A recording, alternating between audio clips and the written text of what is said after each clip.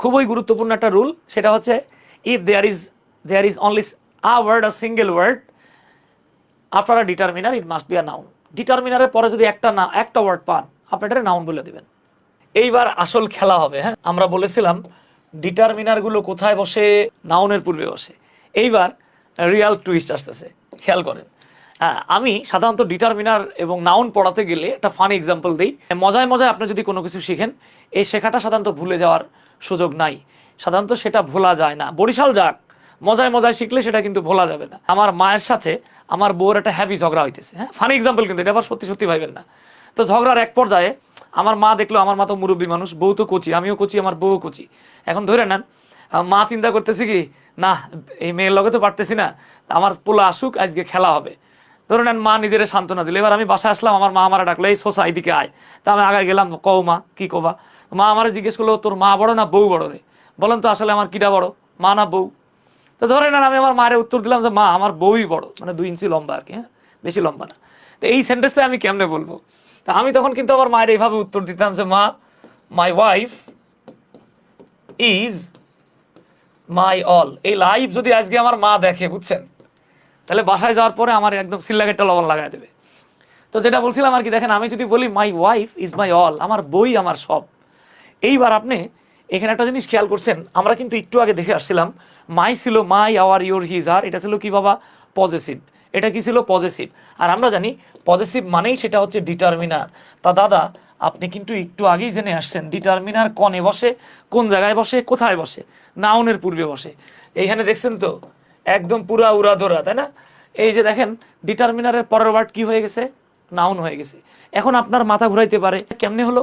All দিয়ে তো সংখ্যা বোঝায়, অল তো নাউন না। জি নাউন না, কিন্তু কিছু করার নাই, এটাই science. Because if there is single word after a determiner, it must be a noun. ডিটারমিনারের পরে যদি একটা মাত্র ওয়ার্ড থাকে, আনডাউটেডলি এটা একটা নাউন হয়ে যাবে। এই যে দেখেন মাই একটা ডিটারমিনার, সো অল শব্দটা নাউন হয়ে গেছে। যারা ডিটারমিনার চেনে না, এরা চিন্তা করবে কি, ভাই রে অল রে আবার কি জন্য নাউন বলতেছেন? হ্যাঁ, তাই আমি বারবার আমার ভাই বোনদেরকে, ছাত্রছাত্রীদেরকে বারবার রিকোয়েস্ট করি, স্পেশালি যারা কম্পিটিটিভ এক্সামের প্রিপারেশন নেন, তাদেরকে বলি আল্লাহর নাম নিয়ে এটার টিএম বা টানা মুখস্থ বা ঠাড়া মুখস্থ করেন। আপনি মাথায় রাখেন এগুলো হচ্ছে ডিটারমিনার, এবং ডিটারমিনার মানেই কি? সেগুলো হচ্ছে অ্যাডজেক্টিভ। আরেকটা ইন্টারেস্টিং তথ্য আপনাদের সাথে শেয়ার করি। আমরা অনেকেই ছোটবেলা থেকে পড়ে আসছি কোনো কিছুর নামকে নাউন বলে। জি, কোনো কিছুর নামকে নাউন বলে, তার মানে নাম হলেই সেটা নাউন। এটা যেমন অনেকটাই সত্য, আবার এখানে কিছুটা ঝামেলাও আছে। নাম হলেই নাউন হয় এই কথাটা শতভাগ সত্য না, আবার নাম না হলে নাউন হবে না এই কথাটাও শতভাগ সত্য না। যেমন দেখেন এই বাক্যে আমি যখন বললাম আমার বউই আমার সব, আচ্ছা আপনি চিন্তা করেন তো, আমার বউয়ের নাম কি অল? অল তো আমার বউয়ের নাম না, আমার বউয়ের নাম তো সব না। তার মানে কি, দেখেন এখানে নাম না হয়েও, মানে সব শব্দটা কিন্তু আমার বউয়ের নাম না, তার মানে নাম হইলেই নাউন হবে, এর কোনো গ্যারান্টি ওয়ারেন্টি আপনি দিতে পারবেন না। তাহলে ডিটারমিনারের পরে এক শব্দ থাকলে এত প্যারেশানি নেওয়ার দরকার নাই। আপনি এটাকে বলবেন ভাই বুঝে হালাইছি, দেখে হালাইছি, এখন কইয়া দেবো কি কমু, এটা একটা নাউন। ওকে, আপনাকে আমি ধরে নেন আরেকটা উদাহরণ দিচ্ছি, উই ফলো দ্য গো। এখন আমি যদি গোর নিচে আন্ডারলাইন করে অনেকেরই প্রশ্ন করি যে ভাই বলেন তো গো কোন পার্টস অফ স্পিচ? এই যে আমরা জানি ডিটারমিনারের পরে if there is single word after a determiner, it must be a noun.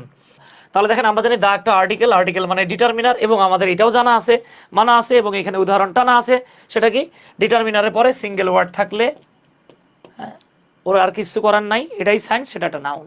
হ্যাঁ, এখন আপনি প্রশ্ন করতে পারেন ভাইয়া এখানে গো দিয়ে কি বোঝাচ্ছে? গো দিয়ে এখানে কি বোঝাচ্ছে বাবা?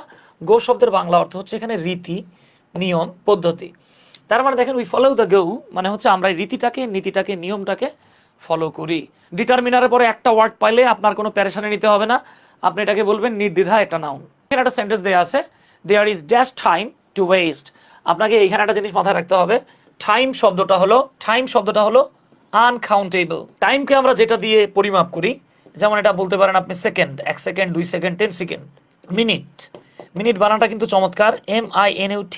মিনিটের একটা মজার তথ্য আছে জানেন, মিনিট শব্দের মান আরেকটা অর্থ হচ্ছে ক্ষুদ্র, অতি ক্ষুদ্র, ছোট, সংক্ষিপ্ত। এরপরে আপনি যদি বলেন আওয়ার, আপনি যদি বলেন ডে, আপনি যদি বলেন মান্থ, আপনি যদি বলেন ইয়ার, এই শব্দগুলো কিন্তু দাদা আবার কাউন্টেবল। তো মজার ব্যাপারটা একটু খেয়াল করেন, হ্যাঁ বুঝলে মজা, না বুঝলে কিন্তু এটা সাজা। মজার ব্যাপারটা হচ্ছে কি দেখেন, টাইম শব্দটা হচ্ছে uncountable, on the other hand second, minute, hour hour, it can be hours, minutes, seconds, months, days, এগুলো হচ্ছে কি কাউন্টেবল। সো যেহেতু আমরা এখানে আনকাউন্টেবল নাউন পেয়েছি, আমরা ফিউ শব্দটাকে কেটে দেব, আর ভেরিয়া লিটল এবং ভেরিয়া ফিউ এইরকম নামের, ভেরিয়া ফিউ, ভেরিয়া লিটল এই নামের বা এই ধাঁচের আসলে আপনি কোনো ডিটারমিনার পাবেন না।